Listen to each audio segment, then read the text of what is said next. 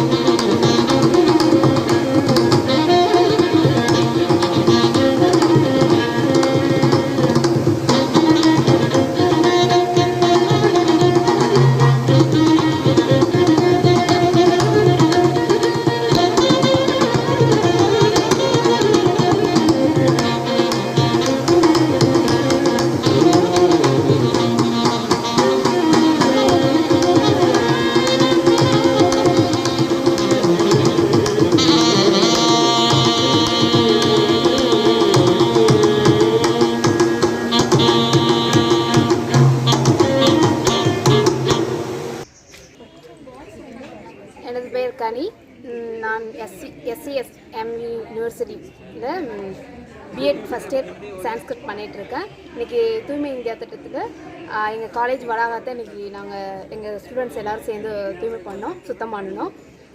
எல்லோரும் அது மாதிரி அவங்கவுங்க வீட்டு சுற்றுப்புறத்தை சுத்தமாக வச்சுக்கோங்க. அது நம்ம எல்லாருக்குமே நல்லது, உடல் ஆரோக்கியமாக இருக்கணும் எல்லோரும். ஸோ அதனால் எல்லோரும் സുത്തமாக വെച്ചുക്കോ. Sreelakshmi BEd first year. നമ്മളിവിടെ സ്വച്ഛ് ഭാരതിൻ്റെ ഭാഗമായിട്ട് ക്യാമ്പസ് മൊത്തം ക്ലീൻ ചെയ്യുന്നു. വേസ്റ്റുകളെല്ലാം പെറുക്കി കളയുന്നു. പിന്നെ പ്ലാസ്റ്റിക്കുകളെല്ലാം ഒരു സൈഡിലും ചപ്പുചാറുകൾ മറ്റൊരു സൈഡിലും ഇതാക്കി കത്തിക്കുന്നു. എൻ്റെ പേര് ഗീതു മുരുകൻ. ഞാൻ SCSB BMB കാഞ്ചീപുരം യൂണിവേഴ്സിറ്റിയിൽ സയൻസ് ഡിപ്പാർട്ട്മെൻറ്റ് BEd പഠിച്ചുകൊണ്ടിരിക്കുന്നു. ഇന്ന് സ്വച്ഛ് ഭാരത് എന്ന സ്കീമിൻ്റെ കീഴിൽ ഞങ്ങൾ ഡിപ്പാർട്ട്മെൻറ്റ് വൃത്തിയാക്കി.